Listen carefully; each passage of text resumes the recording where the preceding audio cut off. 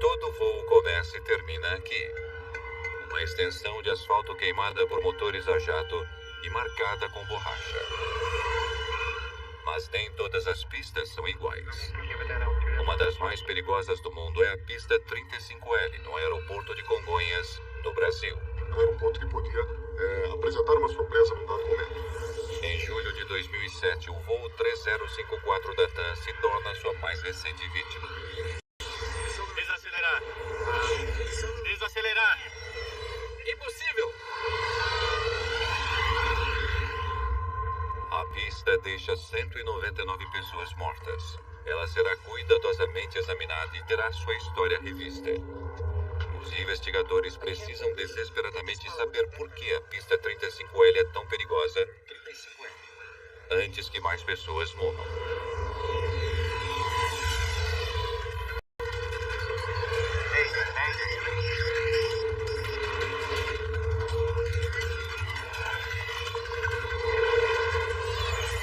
Mayday, desastres aéreos. Esta é uma história real baseada em relatórios oficiais e relatos de testemunhas. Tragédia em São Paulo. 17 de julho de 2007, São Paulo, Brasil. Uma forte chuva cai sobre a maior cidade do Brasil. São Paulo vive esse tipo de dilúvio regularmente durante as chuvas de inverno. A chuva torrencial deixa o tráfego intenso ao redor do aeroporto de Congonhas. A 800 quilômetros dali, o voo 3054 da TAM está a caminho, vindo da cidade de Porto Alegre. O Airbus A320 partiu para São Paulo cerca de 90 minutos atrás. Para os 181 passageiros a bordo, este é um voo doméstico de rotina. Entretanto, algo inesperado aconteceu. O comandante Henrique Stefanini de Sacco e seu primeiro copiloto, Kleiber Lima, acabaram de saber que a chuva pesada levou ao fechamento temporário da pista 35L, a principal pista no seu destino. Disseram condenar real.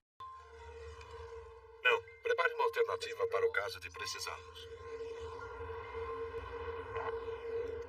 Senhoras e senhores, devido ao mau tempo, parece que não poderemos pousar em Congonhas como planejado. Falarei com vocês Novamente, quando eu tiver mais informações.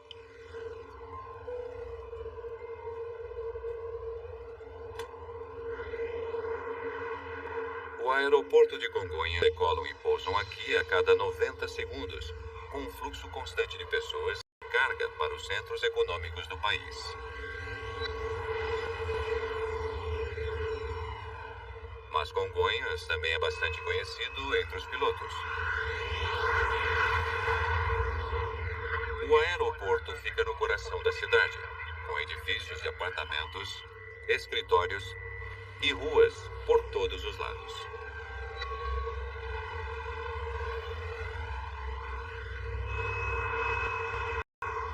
A pista 35L tem menos de 2.000 metros de comprimento, curta para grandes jatos. E pior ainda, ela fica no topo de uma colina, com uma queda acentuada de todos os lados. O risco que o aeroporto oferece, exatamente por conta da sua construção, por conta da sua geografia, ele não permitiria erros simples, falhas simples.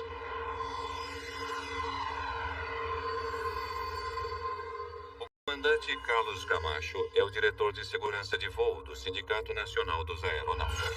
Quando se aproxima da pista, ali sim, ali o estresse ele sobe muito, ele eleva bastante, porque a visão de túnel, o volume de adrenalina na circulação sanguínea aumenta muito.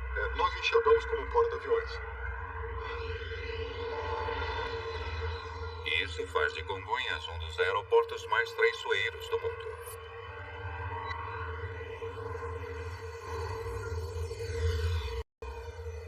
Na verdade, um avião de transporte da empresa Pantanal havia saído da pista fora de controle apenas um dia antes.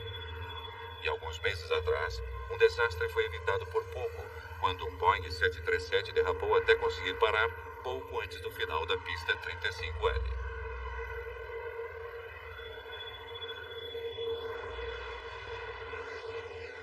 Os pilotos, ao se aproximarem para pouso, para operar em Congonhas, vinham mais preocupados do que se estivesse operando em outro aeroporto nacional. O voo 3054 está em altitude de cruzeiro ao sul de São Paulo, quando a tripulação é informada de que a pista 35L foi reaberta. 3054, a 35L é a pista para o pouso. Não será preciso fazer um desvio. Senhoras e senhores, aqui é seu comandante. Tenho algumas boas notícias para vocês. A pista em Congonhas é reaberta. Chegaremos como programado pouco antes das 7 da noite. O alívio dos passageiros não é compartilhado pelo piloto. Stefanini tem um desafio adicional neste voo. Lembre-se que temos apenas um reversor. Sim. Só o da esquerda. Ele terá de pousar em um dos aeroportos. Um dos dois reversores de empuxo do Airbus não está funcionando. Eles são projetados para desacelerar a aeronave durante o pouso por meio da reversão dos motores. Fosse eu o piloto no dia daquele acidente, eu estaria deveras preocupado sabendo que um dos reversores da minha aeronave não estaria operando. DAM 3054, permissão para pouso na 35L. Stefanini irá pousar na notoriamente perigosa 35L. A pista está molhada e escorregadia, ventos de 3308 nós. E quando o avião da TAM que vinha para pouso, ele foi informado que a pista apresentava condições de baixa aderência. O Airbus está em fase final de aproximação. Ainda que o piloto automático pudesse levar o avião até a pista, o comandante decide assumir os controles. Pouso no modo manual. Ele quer usar a maior extensão de pista possível. Ele precisa de cada centímetro que conseguir dela. 35L. O grande problema que se apresentava era o toque da aeronave na pista, que os pilotos tinham que ter a certeza de que realmente conseguiriam parar o seu avião sobre a pista, os seus aviões sobre a pista.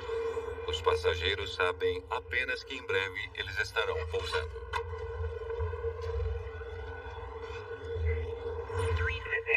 300. Agora eles estão a apenas 300 metros acima da cidade. O Airbus está alinhado com o centro da pista. Centro. Condições da pista. 200. 100. Um ponto agora? Tudo bem. As rodas do avião irão tocar a pista de Congonhas em questão de segundos. 20. Retardar.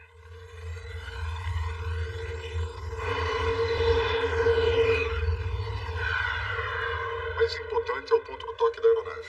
Quando a aeronave toca no solo, é a partir dali que o conflito do pouso se instala. O comandante Stefanini usa a potência reversa para o único reversor que funcionava no A320. Ele tinha realmente que ser imediato nas suas ações. Tinha que comandar o reverso operacional, aquele motor que estava com o reverso bom, o mais rápido possível. Tinha que iniciar a desaceleração da aeronave. Mas a velocidade do avião não está diminuindo. Reversor número 1 apenas. A este ritmo, ele irá usar todos os 1945 metros da pista em menos de 30 segundos.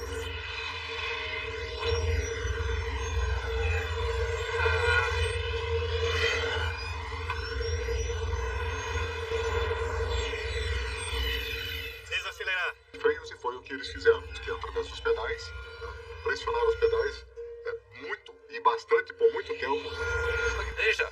Agora, Veja. a aeronave misteriosamente puxa para a esquerda.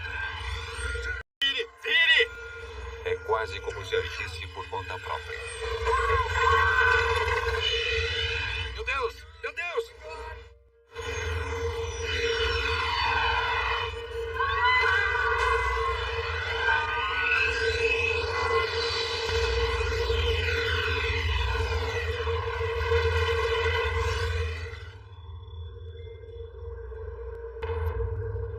O voo 3054 atinge um edifício da TAM, linhas aéreas e um posto de gasolina ao lado.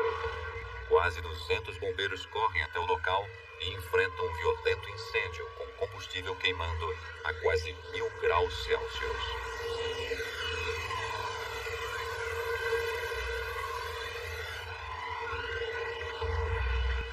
A devastação deixa o Dr. Douglas Ferrari horrorizado.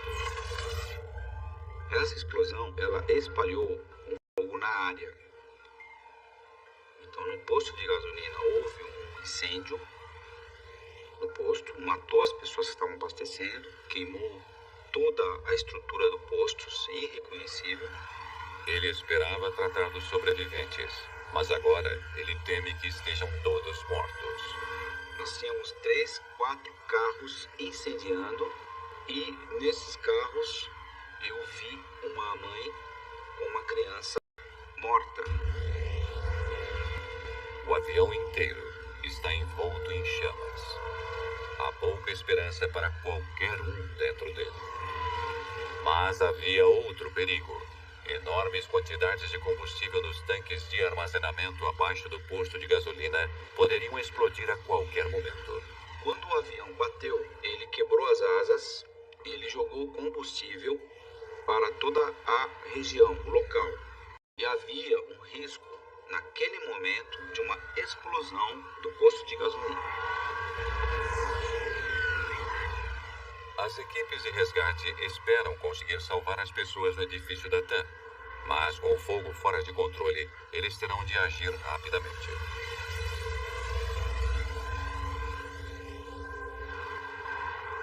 Então a gente conseguia retirar pessoas lá dentro, estava naquela adrenalina de entrar na sala, de atender as pessoas.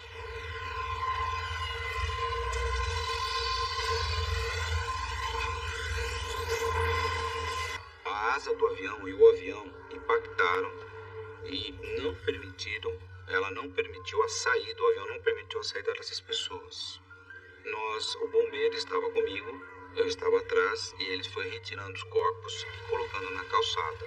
A minha sensação era muito ruim. Mas alguns funcionários de escritório são localizados em outra parte do edifício e a equipe de resgate se apressa para colocá-los em segurança. Do lado direito da asa, salvaram muito mais de 10 pessoas. Quase 20 pessoas saíram dali daquele prédio, morreram. Na aeronave não houve sobreviventes. 199 pessoas estão mortas, incluindo uma dúzia de pessoas no posto de gasolina e no edifício da TAM. É o pior acidente de aviação na história da América do Sul. As caixas pretas não vão durar muito tempo naquele calor.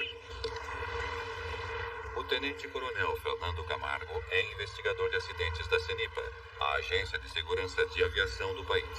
Em aeronaves modernas, os gravadores são o núcleo de qualquer investigação. Por isso, quando chegamos ao local do acidente e vimos a violência do fogo, ficamos realmente preocupados com a integridade dos dados. Ele sabe que o calor intenso já poderia estar prejudicando os gravadores de voz e dados do voo. Provas valiosas que poderiam ajudar a explicar o acidente podem então estarem perdidas. O coronel Camargo e sua equipe sabem que no dia anterior outro avião havia deslizado para fora da pista 35M. Sabíamos que teríamos de fazer uma investigação completa da pista. Se aquela pista com chuva provocou este acidente, outro desastre poderia acontecer novamente e logo. Há uma enorme pressão para se descobrir exatamente o que aconteceu com o voo 3054. Eu sabia que havia um vídeo do sistema de vigilância. Esse é o momento do acidente, deve ser ele. O sistema de vigilância do aeroporto havia registrado o Airbus acelerando em direção ao final da pista. Este vídeo poderia responder inúmeras questões. Vamos ver de novo, por favor. Mas a colisão com o edifício havia ocorrido fora do alcance das câmeras. Podemos ver isso de um ângulo diferente? Ainda que o vídeo não mostre a colisão, ele poderia conter pistas importantes. Você tem o registro de pouso de outros A320? Ok, tudo bem, vamos ver de novo. Nós comparamos o tempo gasto por cada avião. A aeronave levaria algo em torno de 9 segundos para passar por esta câmera. Muito bem, agora o avião do acidente, por favor. E o avião que sofreu o acidente levou 3 segundos. 3 segundos? Aquilo nos deixou um tanto intrigados. Por que o avião do acidente estava 3 vezes mais rápido do que os outros A320 em pousos normais. 4 horas após o acidente, os bombeiros ainda lutam para combater a violência do fogo.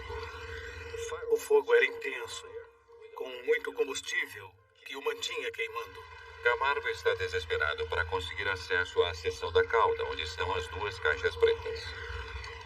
Eles concentraram seus esforços na parte de trás da aeronave. Finalmente, os bombeiros controlam as chamas o suficiente para apanhar os gravadores. Mas pode ser tarde demais. Elas podem resistir ao fogo até uma determinada temperatura. Depois disso, não há garantia de que os dados serão preservados. Os gravadores serão enviados a Washington para serem examinados pelo Conselho Nacional de Segurança nos Transportes.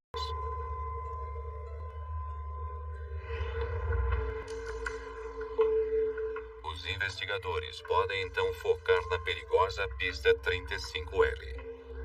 Eles examinam a superfície em busca de pistas que possam explicar por que o voo 3054 perdeu o controle. Caminhamos pela pista, procurando evidências, marcas da aeronave, o ponto onde ela teria desviado para fora da pista.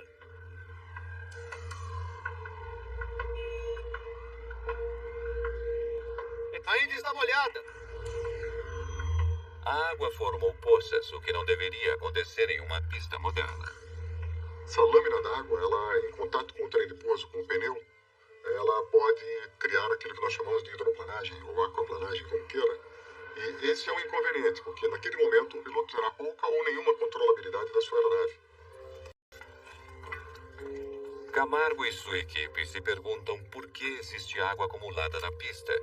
Eles estudam arquivos da agência do governo que administra o aeroporto de Congonhas e descobrem que a pista 35L fora totalmente recapeada apenas um mês antes do acidente. Em 2007, a pista havia passado por uma reforma e ela vinha oferecendo um nível de aderência muito baixo. Muitos tinham se queixado sobre as condições escorregadias daquela pista. Eles sabiam que a superfície precisava ser refeita. Isso porque ela permitia o acúmulo de água. 35L. A pista tinha sido recapeada e isso deveria ter resolvido o problema da água. Ela tinha sido reaberta apenas algumas semanas antes do acidente. A nova superfície parecia ser uma grande melhoria. O aeroporto tinha operado por cerca de um mês, com tempo seco, sem problema algum. E então, 3 dias antes do acidente, houve chuva pesada.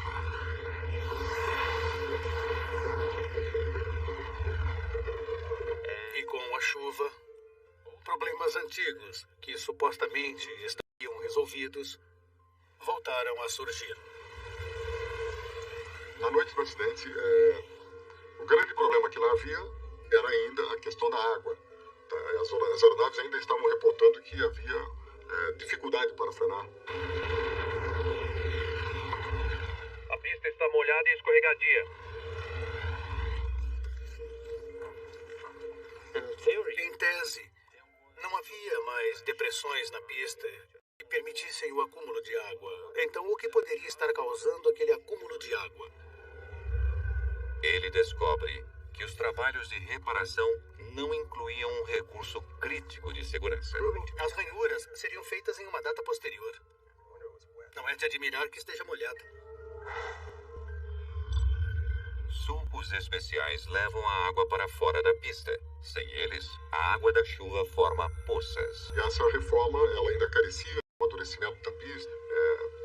Era uma dificuldade grande para se poder, inclusive, interromper por mais tempo a operação do aeroporto da pista principal, para que se pudesse fazer a instalação, a implantação dos grooves.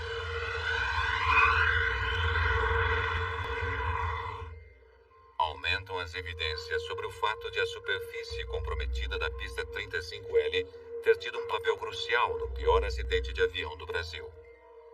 O coronel Camargo se preocupa com o fato de que as conhecidas chuvas possam trazer mais catástrofes na pista. Logo após o acidente, nós recomendamos a suspensão das operações das aeronaves regulares em condições de chuva. As autoridades do aeroporto cumprem a determinação, fechando a pista 35L até que respostas sejam encontradas. Mas a principal por muito tempo é preciso descobrir o que provocou este acidente, o mais rápido possível. O foco se volta para os reversores de empuxo do A320.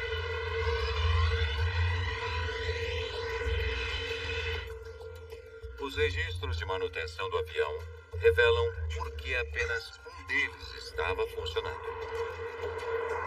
4 dias antes do acidente, mecânicos haviam desativado o reversor de empuxo do motor direito para manutenção de rotina. Mas o avião havia voado sem incidentes durante 4 dias. O avião havia não apenas pousado repetidamente com o reversor de empuxo, mas havia também pousado em segurança na pista 35L.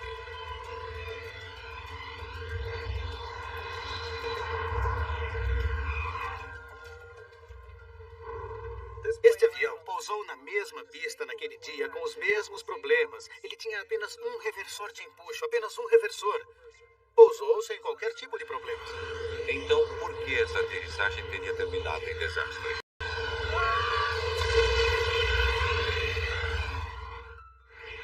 O coronel Fernando Camargo viaja para o Washington, Distrito de Colômbia, onde técnicos do Conselho Nacional de Segurança dos Transportes irão ajudá-lo a tentar recuperar os dados armazenados nos gravadores de dados do voo 3054, bastante danificados pelo fogo.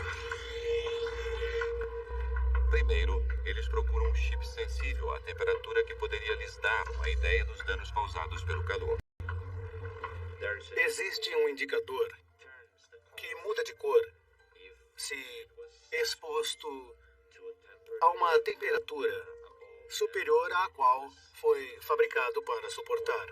Ainda que as caixas sejam projetadas para sobreviver a um fogo violento de até 1000 graus Celsius, a aparência do chip é preocupante. As placas tinham sido submetidas a um incêndio que ultrapassava os seus limites. Eles testam a placa de circuito para verificar se a memória sobreviveu. Sem os dados, a investigação sobre o voo 3054 seria realmente comprometida. O coronel Camargo pode então nunca saber por que 199 pessoas morreram no aeroporto mais movimentado do Brasil. Entretanto, o teste com a placa de circuito lhes dá esperança. Temos alguma coisa. Felizmente, tudo dá certo e conseguimos recuperar 100% dos dados. As informações lhes fornecem um quadro do desempenho do avião. A velocidade está boa. Nos segundos críticos antes do acidente, Eles desceram. Os freios foram acionados. Freios acionados. os dados confirmam que os freios de pé estavam funcionando. Aqui. Então, Camargo descobre que os 2 motores do avião estavam inexplicavelmente operando um contra o outro. Motor 1. O motor esquerdo do avião estava em inverso para ajudar a desacelerar a aeronave. Mas o motor direito, com o reversor de empuxo com problemas, Está acelerando. estava fazendo o oposto. Deveria estar em marcha lenta. Em vez de desacelerar, ele estava acelerando para uma velocidade de decolagem.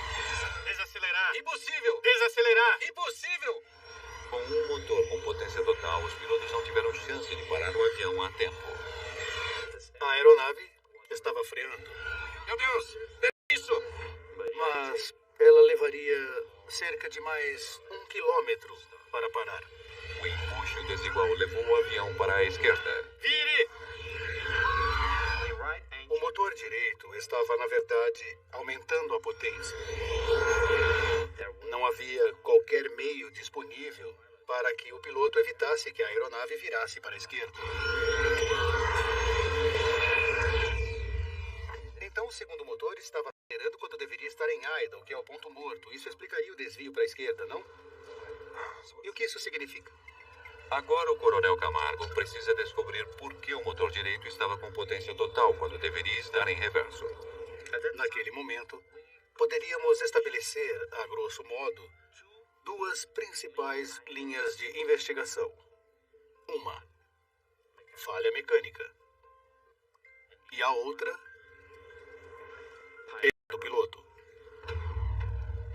Coronel Camargo chama duas investigadoras que lidam com fatores humanos. A Tenente-Coronel Márcia Fager e a Primeira-Tenente Vanessa Dias. O piloto é Henrique Stefanini de Sacco, 53 anos, de São Paulo. Horas de voo 13.654 horas. Na verdade, o piloto que estava no comando, ele era um piloto muito experiente e conhecia muito bem o avião. Seu piloto era Aguilar Kleiber Lima, 54 anos, de Porto Velho. 14.760 horas de voos.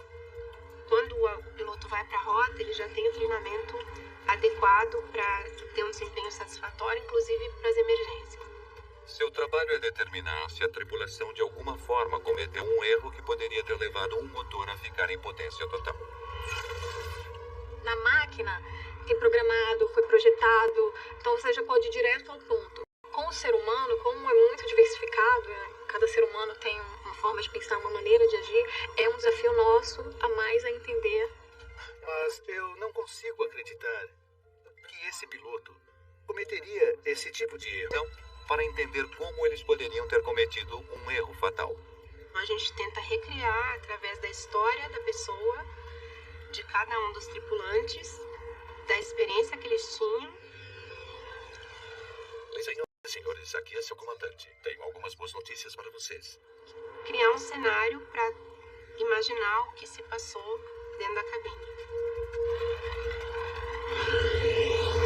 O Coronel Camargo ainda acredita que o mais provável é que tenha havido falha mecânica. Ele volta então sua atenção para a mecânica complexa que liga os manetes aos motores.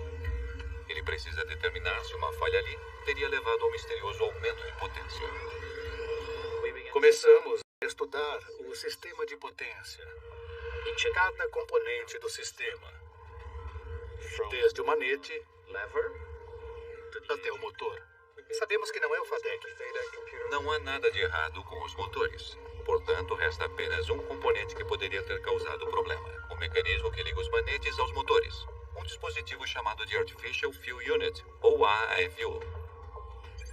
Investigadores se perguntam se esse dispositivo falhou, deixando os motores em potência total, mesmo que os pilotos tenham colocado um manete em idle.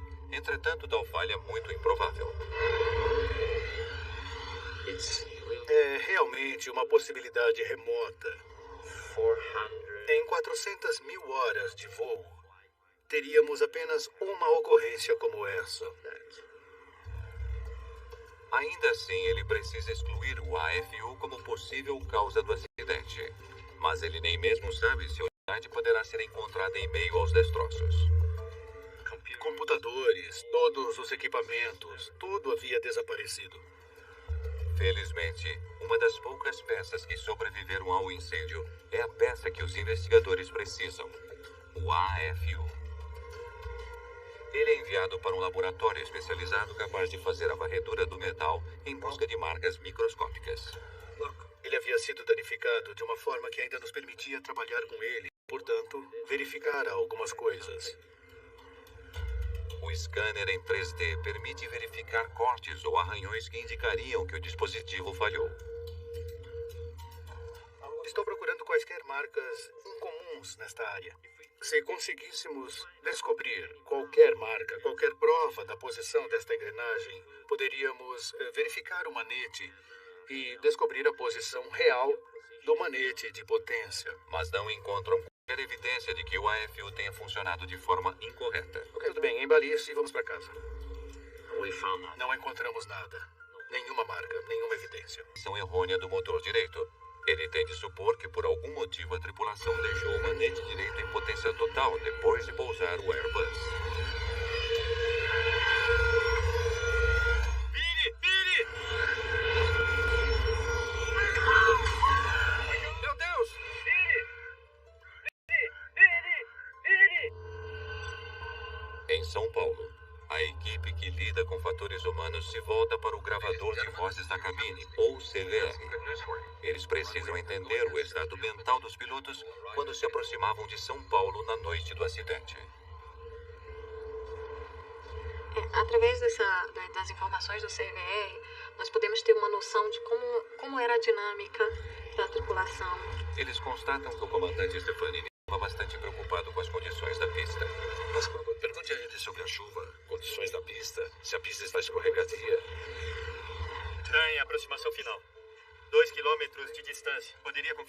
informações.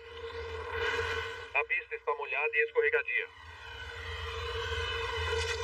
Molhada e escorregadia. O piloto vem pro pouso já tenso. Se ele encontra uma situação que é mais crítica do que o normal, com relação à chuva, a pista está escorregadia, essa tensão pode afetar a percepção daquele piloto, a atenção. 35L. Ao que parece, então, a ansiedade de Stefanini sobre a pista 35L e não a pista em si foi a principal causa deste acidente. Camargo agora se concentra nas ações da tripulação. Acho que está pronto, senhor. Obrigado. Eles precisam entender como os manetes foram usados antes do acidente. Usando o gravador de dados do voo, os investigadores focam primeiro no pouso anterior àquele em Congonhas. Descobrimos que o mesmo piloto, o comandante, fora quem pilotava e fizera o pouso anterior, e em Congonhas. Primeiro, como eles pousaram em Porto Alegre. Muito bem. Os dois manetes à frente durante a aproximação. Eles descobrem que durante o pouso anterior em Porto Alegre, o comandante Stefanini puxou os dois manetes. O procedimento correto para pousar com apenas um reversor. E agora ambos os manetes em reverso. No momento do acidente, o procedimento correto era o piloto colocar os dois manetes em idle e então os dois em reverso, como se não houvesse problema algum com... Efetuado o procedimento correto para pouso com apenas um reversor. Sem reversor número 2. Freios automáticos ativados. Velocidade diminuindo. Aquilo realmente me intrigou, porque o comandante conhecia o procedimento. Ele seguira o procedimento correto horas antes, durante o pouso anterior. Então, o que ele teria feito de forma diferente 2h30 mais tarde em São Paulo? Agora, Congonhas. Manete esquerdo em idle. Os dados mostram que o comandante Stefanini lidou com os manetes Em seguida em reverso. de forma muito diferente em seu pouso em São Paulo. 20, retardar. Em vez de puxar ambos os manetes, ele colocou apenas o motor esquerdo em idle, deixando o da direita em potência total. E então, quando a aeronave tocou o solo, ele ativou apenas o reversor da esquerda, deixando novamente o motor direito em potência total. Isso é muito diferente. Eu não entendi. Como alguém que conhecia a aeronave, que conhecia o procedimento correto, que havia executado o procedimento correto, como ele poderia fazer algo diferente? Não parece fazer sentido. Podemos precisar da sua ajuda nisso. Até que Camargo pede a ajuda de outro piloto. Só então ele descobre um detalhe importante que poderia explicar o que o comandante fez. Havia um procedimento mais antigo e ultrapassado para o pouso de um A320 com um único reversor. Poderia demonstrar isso, por favor? O começo é igual, mas há uma diferença importante. O antigo procedimento consistia em levar os dois manetes para idle e, em seguida, apenas o manete correspondente ao motor com o reversor em operação normal seria levado para a posição reversa. Mas não foi isso que o comandante Stefanini fez. Ele deixou o motor direito em potência total em vez de trazê-lo para idle. Se ele estava tentando o procedimento antigo, ele não o fez.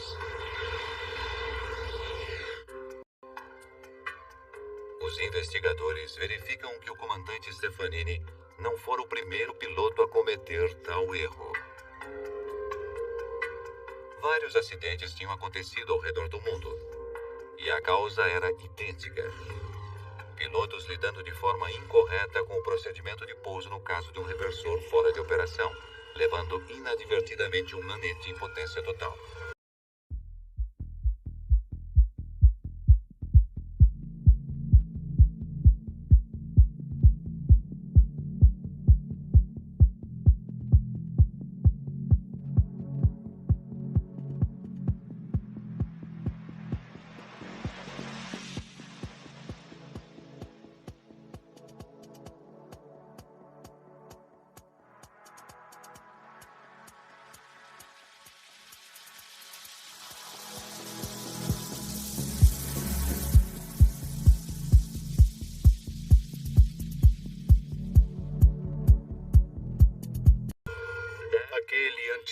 procedimento tinha levado... Se alterou o procedimento para reduzir precisamente o risco daquele erro.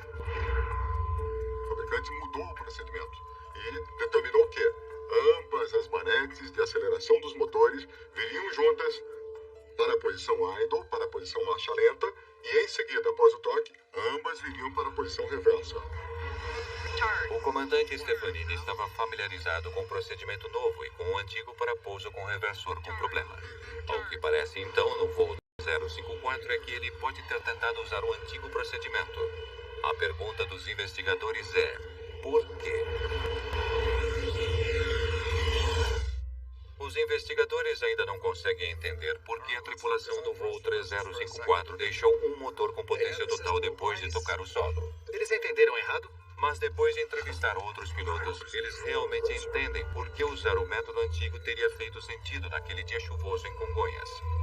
Ele faria o avião parar muito mais rapidamente do que o procedimento novo. Isso poderia explicar por que o comandante teria usado um procedimento antigo. Ele acreditou que fosse mais eficiente do que o atual. Os investigadores imaginam que, em reação à piora das condições climáticas em Congonhas, O runway está molhado, o reversor, ou ganhar um pouco de pista e usar o procedimento antigo. ele estava tentando garantir que eles teriam a maior extensão possível para parar sobre a conhecida pista 35L, mas ele cometeu um erro que custou muito. Nessas circunstâncias, Lembre-se que temos apenas um reversor. Um manual, olhada, um reversor, um manual. é completamente compreensível que ele tenha tentado um procedimento antigo e, sob tamanha pressão, tenha cometido um erro.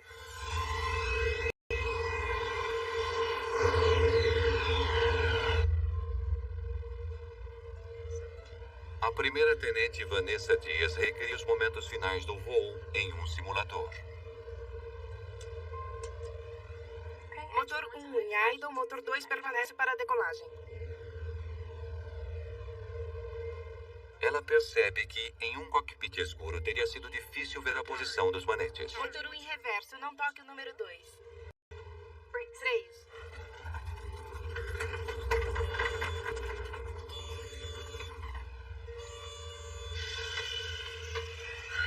Muito bem.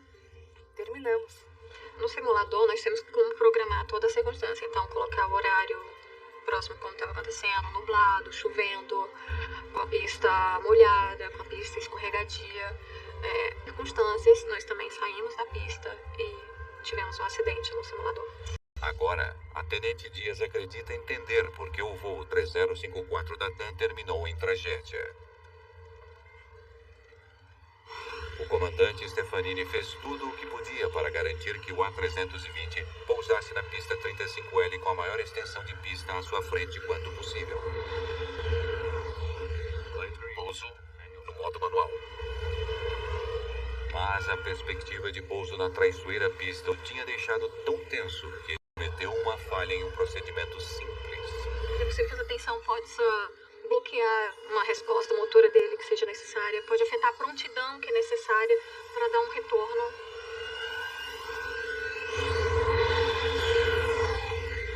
Não houve nenhum alarme para alertá-los de que um motor estava acelerando, enquanto o outro estava em reverso. O copiloto Lima tentou descobrir o que estava errado. Desacelerar. Mas em uma cabine escura, Impossível. e com a tensão de um pouso que não está correndo bem, ele não percebeu a posição errada do manete. Desacelerar. Desacelerar. Impossível. A gente percebe através da escuta que eles não estavam conseguindo perceber o que estava acontecendo na aeronave.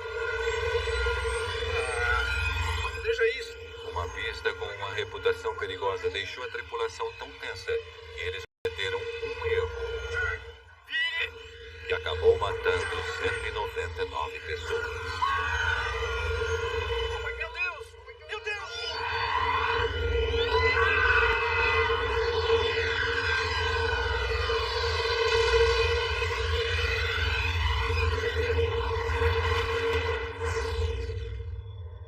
Desde o acidente com o voo 3054, as pistas em Congonhas receberam ranhuras e são inspecionadas regularmente.